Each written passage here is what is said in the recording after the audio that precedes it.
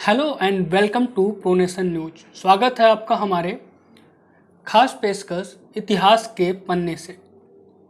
इतिहास के पन्ने से हम इसलिए कह रहे हैं कि कुछ ऐसी बातें इतिहास में, कुछ ऐसे तथ्य, कुछ ऐसे साक्ष्य जो शायद हमें जानना जरूरी है। और जानना इसलिए भी ज़रूरी है क्योंकि कई बार ऐसा होता है कि हम जो जानते हैं वो सही नहीं होता है।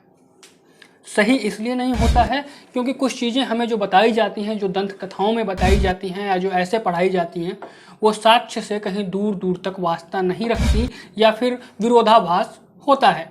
और ऐसा ही विरोधाभास है एक हल्दी घाटी के युद्ध को लेकर। हल्दी घाटी का वही युद्ध जो महाराणा प्रताप और अकबर के बीच में लड़ा गया था। मेवाड़ की धरती पे 9 मई 1540 को पैदा हुए महाराणा प्रताप, जिन्होंने भारतीय इतिहास के तमाम योद्धाओं को पीछे छोड़ा और अपने एक विशेष स्थान बनाया वहाँ पे। अगर हम बात करें हल्दी घाटी के युद्ध की, तो हम बचपन से ये पढ़ते आ रहे हैं, जानते आ रहे हैं कि हल्दी घाटी का जो युद्ध हुआ वो 4 घंटे तक चला और इस 4 घंटे के युद्ध में अंत में अकबर विजयी हुआ। लेकिन इतिहासकारों में इसको लेकर द्वंद्व तो नहीं है, लेकिन एक ऐसे इतिहासकार जिन्होंने इस साक्ष्य को झुठला दिया। उन्होंने कहा कि हल्दी घाटी का जो युद्ध हुआ था वो अकबर जीता ही नहीं था, और ऐसे तमाम साक्ष्य और प्रमाण उन्होंने प्रस्तुत कर दिए हमारे सामने, जिसे ये सोचने पर इंसान मजबूर हो जाता है कि आखिर वास्तव में हल्दी घाटी के युद्ध के बारे में जो हमें बताया पढ़ा जाता है, जो पढ़ाया जाता है, वो सच है।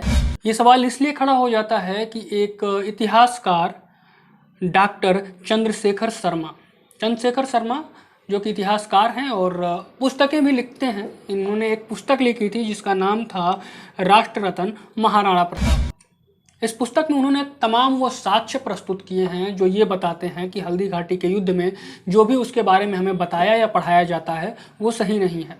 इससे पहले हम इस मुद्दे पर बात करें, हम एक बार समझ लें कि डॉक्टर शर्मा कौन है। डॉक्टर शर्मा एक सरकारी अध्यापक हैं, मीर कन्या महाविद्यालय में छात्रों को पढ़ाते हैं और इतिहासकार भी हैं। इन्होंने अपनी जब पुस्तक लिखी तो उसमें वो रिसर्च करके वो तमाम चीज़ों को लिखा जो उस वक्त में घटित हुई थी, और उसमें से एक था जो युद्ध का परिणाम था, हल्दी घाटी के युद्ध का परिणाम, उसके बारे में लिखा। शर्मा ने कहा कि हमें बताया जाता है कि हल्दी घाटी का युद्ध अकबर जीतता है, लेकिन ऐसा नहीं था, वो युद्ध महाराणा प्रताप ने जीता है। ऐसा शर्मा ने क्यों कहा? शर्मा ने ऐसा इसलिए कहा कि उन्होंने कहा कि जब युद्ध कोई जीत जाता है तो वो उसका साम्राज्य हड़प लेता है या उस पर आधिपत्य स्थापित कर लेता है, और वही होना चाहिए था हल्दी घाटी के युद्ध के बाद, क्योंकि महाराणा प्रताप का एक ही उद्देश्य था, अपने मातृभूमि की रक्षा करना।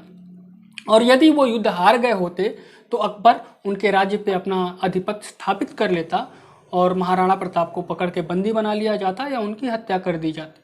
लेकिन ऐसा नहीं हुआ। इसके ठीक विपरीत देखने को चीज़ें मिली कि हल्दी घाटी के युद्ध के बाद अकबर ना तो मेवाड़ पे कब्जा कर पाया और ना ही राणा प्रताप को बंदी बना पाया। उसके बाद उन्होंने ऐसे कई और साक्ष्य रखे जो ये बताते हैं कि उस युद्ध के बाद भी वो पूरा क्षेत्र जो था, जो राज्य था, जो महाराणा प्रताप का, उस पर उन्हीं का आधिपत्य था। इसका एक सबसे बड़ा उदाहरण उन्होंने दिया वहाँ पे जमीन के पट्टे के लिए जारी किए गए ताम्रपत्र। उन्होंने कहा कि जब उस तत्कालीन जो राजा होते हैं जमीन का पट्टा वो देते हैं, और पट्टे पे जो हस्ताक्षर होते हैं यानी सिग्नेचर जो होते हैं वो उस समय के राजा के होते हैं। और हल्दी घाटी के युद्ध के बाद जब पट्टे की ज़मीन के लिए ताम्रपत्र जारी किए गए तो उन ताम्रपत्रों पे महाराणा प्रताप के दस्तखत थे। अब ये सवाल इसलिए हो जाता है, ये बात जानना इसलिए ज़रूरी हो जाता है कि यदि महाराणा प्रताप युद्ध हार गए थे तो पट्टे पे, ज़मीन के पट्टे पे उनका दस्तखत कैसे है? वहाँ पे अकबर का दस्तखत होना चाहिए था या अकबर के द्वारा नियुक्त किया गया कोई ऐसा मुलाजिम जो कि मेवाड़ को अपने अधीन लेके काम कर रहा हो। यदि वहाँ पे महाराणा प्रताप के हस्ताक्षर हैं तो ये साफ होता है कि हल्दी घाटी के युद्ध के बाद भी महाराणा प्रताप का आधिपत्य मेवाड़ पे था।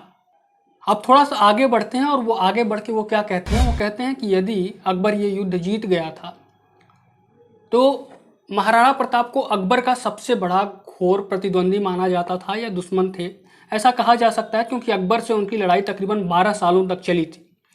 ऐसे में यदि अकबर के खिलाफ हल्दी घाटी के युद्ध में उनकी विजय होती तो वो वहाँ पे अपने तमाम अधिकारियों को या अपने सेनापति को सम्मानित करता, न कि दंडित करता। ऐसा कहा जाता है कि जब हल्दी घाटी का युद्ध समाप्त हुआ तो अकबर ने अपने सेनापति मान सिंह व आसिफ खान को दरबार में न आने के 6 महीने का दंड सुनाया। उन्होंने कहा कि 6 महीने तक ये लोग दरबार में नहीं आएंगे, उनको ये दंड दिया गया था। यदि वो ये युद्ध जीत गया था तो फिर 6 महीने के दंड की बजाय वो उनको पुरस्कृत करता। उसके बाद वो तमाम बातों पे आगे कहते हैं कि जो 1850 में महाराणा प्रताप के घोड़े चेतक के समाधि स्थल का सुंदरीकरण किया गया या नवीनीकरण किया गया, उस जमीन का आवंटन भी महाराणा प्रताप ने किया था। डॉक्टर शर्मा ने स्थानीय लोगों के तमाम बड़े बड़े राजपूत जो थी और जो स्थानीय किसान थे, उनसे वो उन पुराने पत्रों को, पुराने कागज़ों को हासिल किया, अपने बुक में उनको प्रस्तुत किया, उसके बाद समाज के सामने रखा। इन तमाम साक्ष्यों के बाद वो कहते हैं कि महाराणा प्रताप और अकबर के बीच में जो युद्ध हुआ उसे इतिहासकार बताते हैं कि महज 4 घंटे तक ही वो युद्ध चला था। उसको भी उन्होंने चुनौती दी और कहा कि ये युद्ध 4 घंटे तक नहीं बल्कि संध्या तक पूरा चला था। साथ में वो दावा करते हैं कि संध्या तक चले युद्ध में कोई निष्कर्ष न निकला और महाराणा प्रताप विजयी रहे। अकबर वापस चले गए अपनी सेना के साथ, जिसके बाद दोबारा से आधिपत्य महाराणा प्रताप का मेवाड़ पे स्थापित हो गया था। शर्मा कहते हैं कि महाराणा प्रताप एक वीर योद्धा थे जो कि अकबर के घोर प्रतिद्वंदी थे और ऐसे में अकबर उन्हें हराने की हर संभव कोशिश कर रहा था। 12 सालों तक युद्ध में वो घोरिल्ला जैसे युद्ध नीति का इस्तेमाल उन्होंने किया जो कि काफ़ी सफल रहा। ऐसे में अगर अकबर इतना परेशान था महाराणा प्रताप से तो युद्ध के उपरांत उसने उनके राज्य पे कब्जा क्यों नहीं किया, ये सवाल भी था और साक्ष्यों के साथ सवाल था। शर्मा कहते हैं अगर कब्जा के साथ साथ उसने महाराणा प्रताप को बंदी क्यों नहीं बनाया। ये तमाम बातें जो उन्होंने कहा कि अपने पुस्तक में इन साक्ष्यों को रखते हुए कहा कि इंडियन हिस्ट्री को मोल्ड करने की कोशिश की गई है और हमारे चैनल का या हमारे ऑर्गेनाइजेशन का ऐसा कोई मंशा नहीं है कि हम हिस्ट्री को चैलेंज दें या हिस्ट्री के इतिहास के किसी भी पन्ने को गलत साबित करें। हमारा कर्तव्य सिर्फ साक्ष्यों को रखना था। जिन प्रमाणों को शर्मा ने प्रस्तुत किया था उन प्रमाणों के तहत हम बात कर रहे थे और आपको बताने की कोशिश कर रहे थे कि इतिहास हमें क्या बताता है और शर्मा जिन रिसर्च करके शर्मा ने जो साक्ष्य रखे हैं वो क्या कहते हैं। आपको ये वीडियो कैसा लगा है कमेंट सेक्शन में हमें ज़रूर बताइएगा। साथ में इसे लाइक कर लीजिएगा, शेयर करके ज़्यादा से ज़्यादा तो लोगों तक पहुँचाने का प्रयास करिएगा।